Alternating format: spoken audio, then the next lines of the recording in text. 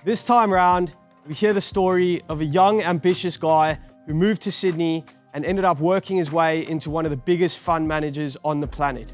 This episode was packed with value right till the very end. Welcome to Origins episode 4.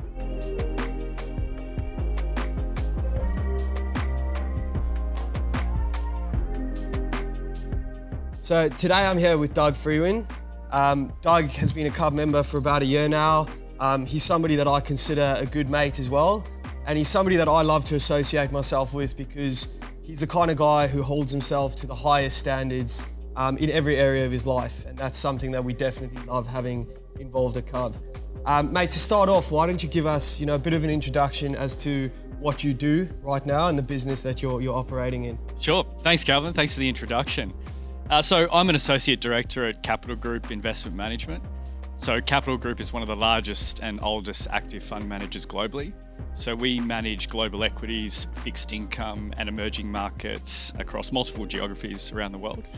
And as of today, we manage $2.4 trillion US. I'm also a partner at Healthcrest Australia.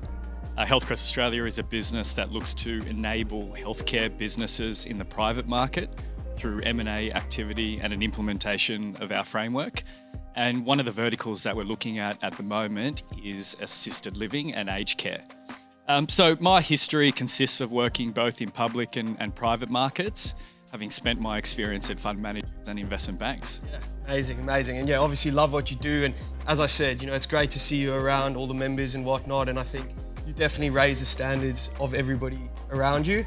And I guess what I'm curious about is how you became that way. So let's dig into the origin story. Tell me what kind of a kid you were, what were you like in school, and we'll segue into how you got into business from there. Thanks. Thanks for the wrap. And I appreciate you, mate, asking the question because it's not something that I've thought about, and it certainly makes you reflect. For me, as a child, I went through the private school system. And there were some high standards from teachers and certainly from my parents set, having that my parents made the commitment for myself and my sister to go through private school. Academically, I was in a cohort of some very bright guys and girls, so I've certainly believed that I was associating with some high achievers there. From a sporting front, I was fortunate enough to participate in some areas quite competitively, which was great. I was swimming captain of my school, first rugby for 2 years. I was athletics champ, first basketball. Within that, you learn the values of mateship, you learn the values of hard work and dedication. Certainly playing for the privilege of the badge that you wear is something that I appreciated. No, awesome, mate. And yeah, as I say, I can see how, those traits have carried on into your business life and outside of that as well. But out of curiosity, within those sports, was it something that you felt you were always naturally talented at? Or is it something that you had to work really hard at to get into those positions? Yeah, I certainly felt that I had to work hard to get into those positions. And the earlier example that I gave you was through my sporting career and my endeavors there. You really understand when going through that journey, the act of playing for something beyond just yourself. And I feel that I really thrive in team environments, and more often than not, in my business career, I'm put in those positions. My mantra that I like to sort of say to myself, it's with the team and for the team. Mm-hmm. And I think that translating from the sports teams that I was fortunate enough to be part of, I can bring that into the business world. Further to that, I think the one rite of passage that I'd like to sort of share with you is my move from the Central Coast to Sydney. Mm-hmm. I moved here at the young and impressionable age of 18. Yep. And side by side, the eastern suburbs, so I moved to Rose Bay, versus the Central Coast. I mean, very high level, very different demographic. It's a different beast, isn't it? Yeah. And very different culture. And I still remember the day that I landed in Rose Bay, and I thought to myself, Toto, we are a long way from Kansas at the moment. And at that time, it was certainly uncomfortable. But look, as that journey progresses, it became exciting. The big city lights of Sydney, being at the centre of the big smoke, and the ton of opportunity that comes with that, it was the perfect place for a young coastie wanting to cut his teeth in the finance world. So, I mean, that journey certainly sort of plays into the hard work comment that you mentioned. So within that, resilience, staying the course over the long term, and really focusing on the bigger picture and the bigger goal were the lessons that I learned there. No, amazing. And I think, I can resonate with that as well to some degree. Obviously, I was born in South Africa, and moving here at the young, impressionable age of 14, it's definitely becomes, something that you have to overcome in your life. And when you have to overcome things, there's obviously something beautiful that happens on the other side of that. So you've just moved to Sydney, you're a young gun in the finance world, trying to make your way up. What was the spark for you, I guess, that, moved you into that career progression? Yeah, look, it wasn't a linear progression for me entirely. I went to university and studied a commerce degree, and I hadn't picked what major that I wanted to pursue. I had some ideas around, different segments within commerce and business. So certainly thought about marketing, thought about finance, thought about management. However, there was this moment at university where I was sitting around with a couple of mates working on an assignment, and who's a good friend of mine now to this day, opened up his ComSec account and showed me what shares were all about.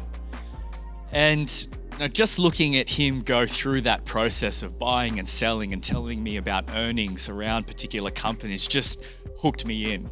I thought, wow, this guy is making money, something that he's, and indulging in something that he's passionate about while working at university. I mean, it was all very palpable for me.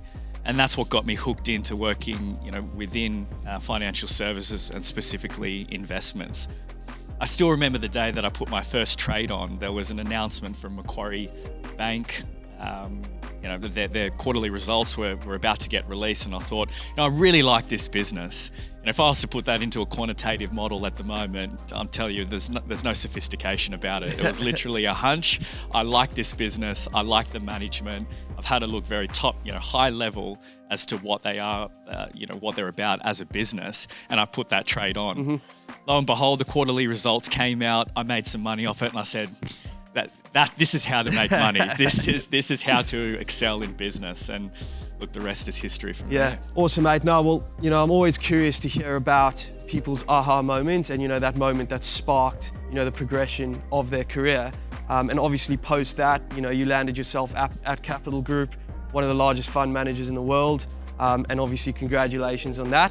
And mate, just to finish off, what I'm interested in hearing is if you could attest your success, to one trait, what would that trait be? First and foremost, thanks for the wrap, Calvin. And look, if I had to put it down to one trait, and certainly applies to me, it would be persistence. And I like to wrap up that mantra to something that I like to label as pull the trigger. What I mean by that is, I truly believe that what separates those that, achieve their goals and reach their successes, depending on what that may mean to the individual, versus those that may fall short, really comes down to persistence. Generally on the other side of a goal is a series of tasks, and I think that persistence is really what gets you there through the internal and external challenges.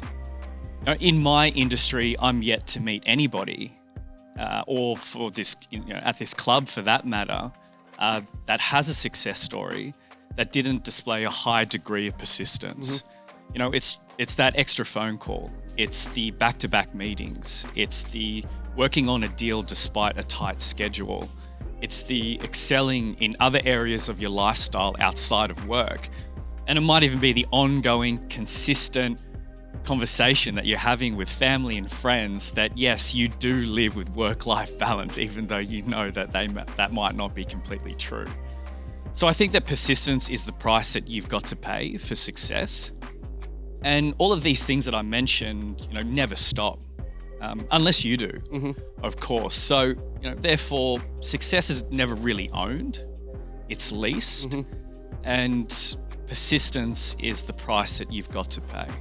The belief that I see constantly getting knocked out of the park is this notion that I or others know what they're doing, right?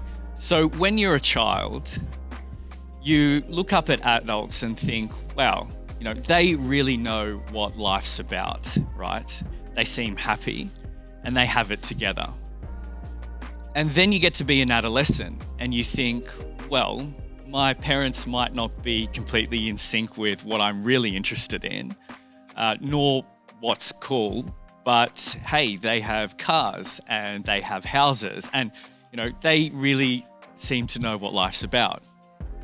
And then you become an adult and you look past the facade within yourself and within others, and you come to the realization that everybody is trying to figure it out, right? Everybody's in the same boat, whether they're trying to build something, whether they're trying to keep the momentum going, whether they're trying to stay relevant, whether they're trying to keep customers happy, keep employees happy, while trying to keep themselves happy. And you realize that life isn't just this linear progression between child and adulthood where everything works wrapped up with success. Things come with a litany of challenges. And you certainly realize this when you go into business, right? So I think the solution to this is to stay persistent. I don't like to get overly caught up in the why. I like to stay focused in the how and the what, which puts me into a position to take consistent action. So my message is clear. Pull the trigger and just do it. No, I couldn't agree more. Love the mantra. It's something that I might use and take into my life. And mate, really appreciate you coming on. I think this is going to be really valuable to the audience, and I look forward to catching you in the club soon. Thanks for having me, Calvin. Cheers.